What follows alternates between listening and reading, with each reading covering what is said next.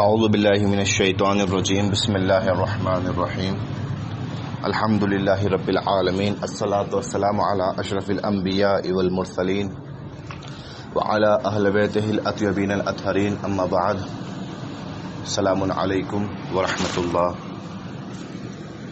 آمادگی ظہور on line classes کی جانب سے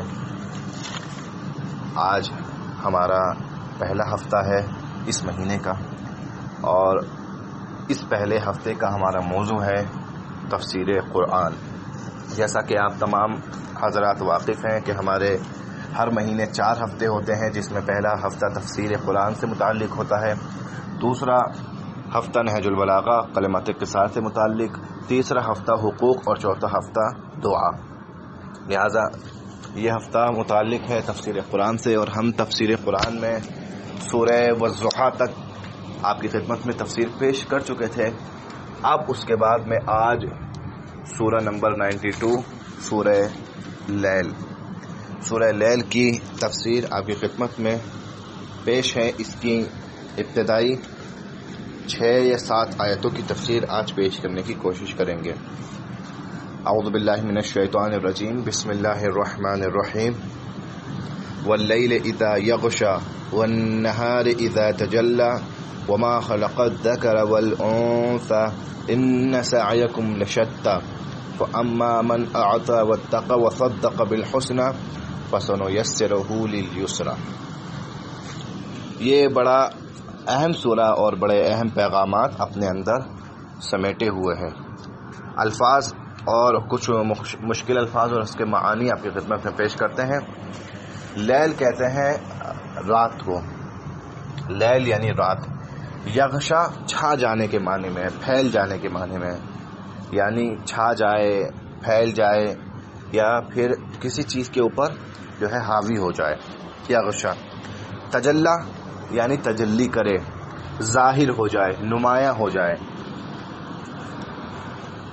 ذکر مرد کو کہتے ہیں یعنی مذکر، انثی یعنی مؤنث۔ سعیکم تلاش، کوشش، انسان جو کرتا ہے محنت اس کو سعیکم کہتے ہیں۔ سعیکم یعنی تمہاری سب کی تلاش اور کوشش۔ لشتی، شتی یعنی مختلف، گوناگون۔ اعطا یعنی عطا کرے، واتقى یعنی تقوی اختیار کرے، صدقہ یعنی تصدیق کرے، حسنہ یعنی جزا، نیکی، یسرا یعنی آسان۔ یہ کچھ الفاظ ہیں اور ان کے معانی آپ کی خدمت میں پیش کیے۔ شان نزول کے بارے میں جب ہم پڑھتے ہیں تو روایت ہے کہ رسول خدا صلی اللہ علیہ وسلم سے روایت ہے، ایک شخص تھا کہ جو بڑا فقیر تھا، جو بڑا تنگ دست تھا، غریب تھا۔ اس کے پڑوس میں ایک شخص رہتا تھا، یہ دونوں ہی رسول کے چاہنے والے تھے۔ وہ شخص امیر تھا، وہ شخص ثروت مند اور دولت مند تھا۔ تو جو شخص امیر تھا اس کے گھر میں ایک درخت تھا کھجور کا۔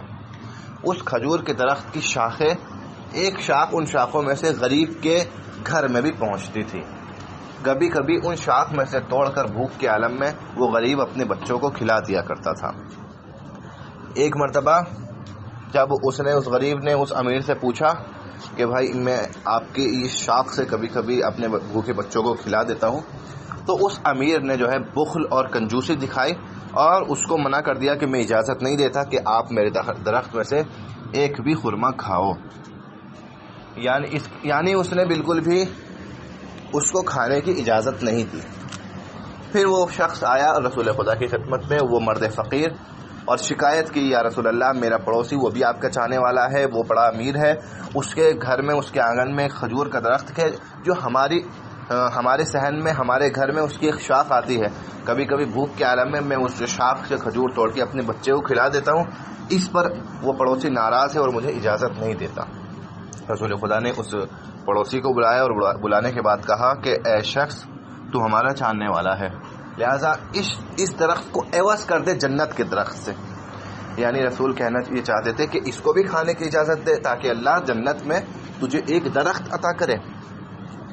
یہاں تک رسول کے کہنے کے باوجود بھی وہ مرد بخیل نہیں مانا اور اس نے کہا کہ یا رسول اللہ میں اس کو اجازت نہیں دوں گا۔ اب ایک صحابی کھڑا ہوا اور کھڑا ہونے کے بعد میں کہا کہ یا رسول اللہ میں اس درخت کو خریدتا ہوں۔ فوراً وہ صحابی اس کے گھر گیا، اس مرد بخیل کے، اور اس کے گھر میں جانے کے بعد میں اس درخت کو خریدنے کی فرمائش کی، اس نے بیچنے سے منع کر دیا، حتیٰ کہ یہاں تک بات آئی کہ اس نے خریدنے والے نے، رسول کے چاہنے والے نے 4 گنا قیمت اس درخت کی اس کو دی، 4 برابر قیمت تھی، تب اس نے اس کو وہ درخت بیچا۔ اب یہ 4 گنا قیمت پر درخت خریدنے کے بعد رسول کا چاہنے والا آتا ہے رسول کی خدمت میں، کہا رسول اللہ میں نے درخت کو خرید کر آپ کو ہدیہ کر دیا ہے۔ لہٰذا اس واقعے کے بعد میں رسول خدا نے پھر اس مرد فقیر سے کہا کہ اب تو اس درخت میں سے کھا سکتا ہے، وہ درخت ہمارا ہے اور ہماری اجازت ہے۔ تب یہ سورہ نازل ہوا، اور اس سورے میں ابتدا میں 3 قسمیں کھائی گئی ہیں، اور اس کے بعد میں سب سے اہم اسی موضوع پر گفتگو کی گئی ہے، فَأَمَّا مَنْ أَعْطَىٰ وَاتَّقَىٰ وَصَدَّقَ بِالْحُسْنَىٰ فَسَنُيَسِّرُهُ لِلْيُسْرَىٰ۔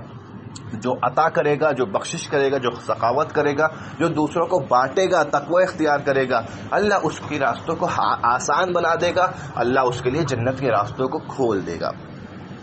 یہ آیت اسی سورے کی ہے کہ جو شان نزول میں بیان کیا جاتا ہے کہ یہ آیتیں، ابتدائی آیتیں اس وقت ہی نازل ہوئی کہ جب یہ واقعہ پیش آیا۔ سب سے پہلے 3 آیتوں میں 3 قسمیں کھائی ہیں پروردگار نے، اور یہ 3 قسمیں بڑی اہم ہیں اور بڑی اہم چیزوں کی قسمیں کھائی ہیں۔ بسم اللہ الرحمن الرحیم۔ واللیل اذا یغشی، قسم ہے رات کی کہ جب دن پر چھا جائے، قسم ہے رات کی کہ جب تمام عالم پر چھا جائے۔ والنہار اذا تجلی، قسم ہے دن کی کہ جب وہ تجلی کرے، جب وہ ظاہر ہو جائے سارے عالم کے لیے، جب وہ نمایاں ہو جائے۔ وما خلق الذکر والانثی، اور اس کی قسم کہ جس نے مذکر اور مؤنث کو پیدا کیا، اس کی قسم کہ جس نے نر اور مادہ کو پیدا کیا، اس کی قسم جس نے کائنات کی ہر چیز کو جوڑا جوڑا پیدا کیا، یعنی وما خلق الذکر والانثی، اس کی قسم جس نے نر اور مادہ کو پیدا کیا۔ یہ 3 قسمیں ابتدا میں پروردگار عالم نے کھائی، پہلے رات کی قسم، پھر دن کی قسم، پھر خود اس ذات کی قسم یعنی اپنی قسم کہ جس نے نر اور مادہ کو پیدا کیا۔ اگر ہم ابتدائی 3 قسموں کو دیکھیں تو آپ دیکھیں گے کہ سب سے پہلے پروردگار نے رات کی قسم کھائی، پھر دن کی قسم کھائی۔ یہ رات اور دن انسان کی زندگی میں جو ہے بڑی اہمیت رکھتے ہیں، انسان کی ترقی کے لیے، انسان کے رشد کے لیے، انسان کی یعنی تربیت کے لیے رات اور دن بڑے ضروری ہیں۔ یہ پروردگار کی آیت ہے، اِنَّ فِي خَلْقِ السَّمَاوَاتِ وَالْأَرْضِ وَاخْتِلَافِ اللَّيْلِ وَالنَّهَارِ لَآيَاتٍ لِأُولِي الْأَبْصَارِ۔ یہ اختلاف لیل و نہار جو ہے، یہ رات آنا پھر دن آنا، پھر رات آنا پھر دن آنا، یہ اللہ کی ایک آیت ہے، اللہ کی ایک نشانی ہے، پروردگار کی ایک نشانی ہے۔ گویا اللہ بتانا چاہتا ہے کہ یہ میری نشانی ہے، ان نشانیوں کی میں قسم کھا رہا ہوں، اور نشانیوں سے بڑھ کر پروردگار عالم کی یہ ایک ایسی نعمت ہے جس کے بارے میں انسان تصور نہیں کر سکتا، یعنی اگر یہ نعمت سلب کر لی جائے تو انسان یہ عالم انسانیت دم توڑ دے۔ اگر رات کی نعمت کو سلب کر لیا جائے تو کیا ہو، انسان کو کبھی زندگی میں آرام میسر نہ ہو۔ اگر دن کی نعمت کو سلب کر لیا جائے تو کیا ہو۔ اب سوچ کے دیکھیں یہ دن اور رات کتنی بڑی نعمتیں ہیں۔ واللیل اذا یغشی، رات کی قسم کہ جب چھا جائے، والنہار اذا تجلی، دن کی قسم کہ جب نمایاں ہو جائے۔ رات کا انسان کی زندگی میں کیا فائدہ ہے؟ رات کا یہ فائدہ ہے کہ رات کے وقت سورج کی تپش نہیں ہوتی، سورج کی روشنی نہیں ہوتی، یہ سورج کی تپش نہیں ہوتی، روشنی نہیں ہوتی۔ دنیا کی تمام مخلوقات پر یہ وقت آرام کا وقت ہے، یعنی جب یہ روشنی نہیں ہوتی، جب یہ سورج کی تپش اور حرارت نہیں ہوتی، ایک قسم کا آرام اور سکون حاصل کرتی ہیں تمام مخلوقات۔ پیڑ پودے بھی رات کو سکون حاصل کرتے ہیں، چرند پرند بھی، درندے بھی، حیوانات بھی رات کو سکون حاصل کرتے ہیں، اور اسی طریقے سے انسان بھی رات کے وقت میں سکون حاصل کرتا ہے۔ یہ سکون جو ہے یہ اللہ رات کے وقت انسان کو عطا کرتا ہے۔ انسان رات کے وقت سوتا ہے، سو کر انسان جو ہے راحت اور چین حاصل کرتا ہے، اور صبح اٹھ کر اگلے دن کے لیے محنت کرنے کے لیے آمادہ ہو جاتا ہے۔ کتنی بڑی نعمت ہے رات۔ رات کی اگر تفسیر کی جائے تو رات جو ہے کب سے شروع ہوتی ہے، یعنی غروب آفتاب سے، عشاء کے بعد سے اور طلوع فجر تک، یہ حصہ رات کہا جاتا ہے۔ لیکن آج ہمارے یہاں بڑی جو ہے جیسے زمانہ آگے بڑھ رہا ہے ویسے رات کے وقت میں کمی ہو گئی۔ ہمارے یہاں جو ہے آدھی رات، جب جسے شرعی طور پر نصف شب کہا جاتا ہے، آج نصف شب تقریباً 12 یا 12:30 بجے، جب آدھا حصہ شرعی طور پر آدھا حصہ رات کا گزر گیا ہوتا ہے، تب انسان جا کر بستر پہ سوتا ہے، اور اس کے بعد میں دن کے آدھے حصے تک انسان سوتا رہتا ہے۔ یہ جو ہے ایک سسٹم جو ہے وہ بدل گیا ہے، جبکہ اللہ نے جو رات بنائی ہے وہ رات وقت عشاء کے بعد سے، یعنی جب سورج غروب ہو جائے تب رات ہے، اس وقت سے رات بنائی ہے، اور جب انسان سوتا ہے اس وقت تک نصف شب یعنی آدھی رات گزر چکی ہوتی ہے۔ بہرحال انسان کی زندگی میں بڑی اہمیت رکھتی ہے رات، بڑی اہمیت رکھتی ہے، اور دن اس سے بھی زیادہ اہمیت رکھتا ہے انسان کی زندگی میں۔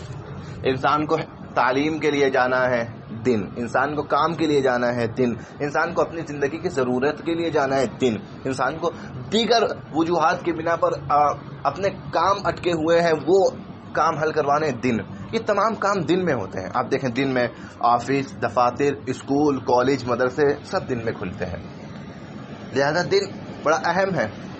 حصول علم کے لیے دن، حصول رزق و روزی کے لیے دن، اپنے کاموں کے لیے دن۔ یہ اگر دن نہ ہو، کیونکہ انسان دن میں کام پہ نکلتا ہے، دن میں روشنی ہوتی ہے، روشنی ہوتی ہے، روشن ہوتا ہے دن، اور انسان کے لیے ہر کام کرنا آسان ہوتا ہے۔